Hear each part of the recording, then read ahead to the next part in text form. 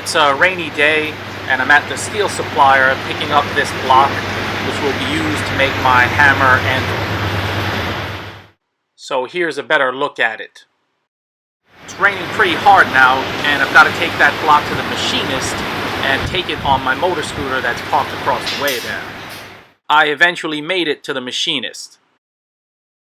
Okay, so I got my new anvil back from the machinist and here it is. Ta-da! I'm really pleased with this design. I haven't used it yet. It still needs to be heat treated. The edges are very sharp, so I've taken this home and I'll ease those up and then I'll send it off to be heat treated. And this steel is what they would call in Japan is PDS3, or in Taiwan is SCM 445, or in the States is 4145. So all of these three anvils here are all the same steel, 4145. I found that to be very good for making an anvil. So yeah, anyway, like it says, looking at the comments when I made the prototype here, at least 4 people who I can name had mentioned put the flat in the middle, and I don't know why I never thought of that. And that would make, machining, he was only able to machine into about this depth, from each side, made it much more convenient. So, and just quickly to name those 4 people who mentioned that would be Alan Barnes, Gito Lorenzo, Dr. Mike 09, and Clyde Ulmer. Or, and there may be someone else even who's mentioned it. Maybe the bird who's chirping over there mentioned it as well. Maybe he's telling me that he also said it, but I missed what he said, I guess. So yeah, anyway, so I'm going to send this off, like I said, for heat treating. This anvil weighs 35 kilos or about 77 pounds. So it's a little smaller than this, which weighs 40 kilos or about 88 pounds. And the smallest here weighs 30 kilos or about 65 pounds. So yeah, once I get this done, once I get it back from heat treating, then I'll show it to you again, and then I'll get this in use. By the way, I don't have any use now for this. And this is just 1050 medium carbon steel. But if anyone can use this, I just charge you basically what I paid for it. Plus the shipping, but unfortunately the shipping for this, even though this weighs about only 15 pounds, would probably be in the $50 range from me here. So that's, a little bit steep, I suppose. But yeah, if anyone's interested, just shoot me an email. So yeah, well, once this is completely done, then I'll obviously, like I said, let you see it. And I probably should have had him surface grind this flat, but I never even thought about it. He asked me if I wanted him to surface grind the sides, and I said no. I like this to be just the rough sawn cut look. So, but this is such a small surface here, and I'll come in with the camera a little bit. You can see that I can, I can easily grind that out, no problem. So, yeah, very pleased. I think this is really going to serve my purpose well.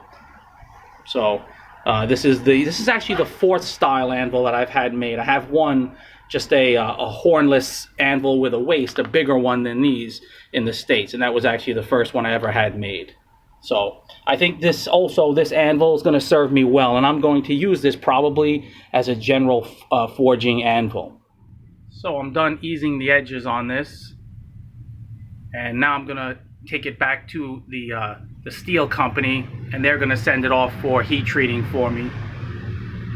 I don't know if you can notice here, I just put in my initials as best as I could at the very bottom corner there. So looking good. Hopefully the heat treat is a success. We'll see soon enough. Sending off to the heat treat always makes me a little bit jittery. And there it is after heat treating. So I'm at the steel place, and I've got my finished anvil here on the scale back from heat treat. So the heat treat seems to have been a success. They've used an old method to test by they grind off the scale and then use a series of punches that have a specific hardness, and I think you probably can't see how fine those marks are, but they've done that on the top and the bottom. I kind of wish they wouldn't do that, but another method is they have a kind of a tool You know, a more advanced method is where it actually presses into the steel and then records the hardness. But this is you know, done by hand this way. But yeah, it'll serve my purpose. So yeah, that's it. It's done. And the weight you can see here is 35.8 kilos. So that's about 79 pounds at the end of the day. So I'll just yeah, I'm going to use it just as is. I'll probably give it a wire brushing and clean it up just a little bit more maybe, but as it is, it's ready to go. There it is, loaded on my rig, 125 cc's. Okay, so I got the anvil home. Of course, it rained like no tomorrow when I was on my scooter coming back, but you know, rain's not going to hurt this.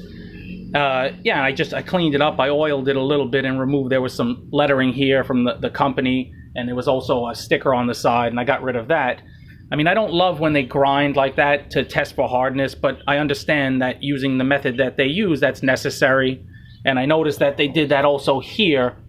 Maybe they heat treated it once and it wasn't, you know, they tested it and maybe it wasn't hard enough, and then they redid it, and then, you know, it tested here as hard as I wanted it to be. So for this steel, that was approximately Rockwell hardness 45. So that's probably the maximum for this steel anyway, and be honest, I find that to be very, very good. Maybe some people will say that's not hard enough for an anvil, but this steel also, according to the boss, does work harden, and I found that to be very true with my anvils on the bottom here. So yeah, I'm very pleased with what I see. There are no cracks, and I'll see if you can hear it has a very sustained high-pitched ring. So let me wait for the road traffic to settle down, and then I'll hit that a little bit. Well, anyway, the road traffic's never going to settle down, so I better hit it. I don't know if you can hear that.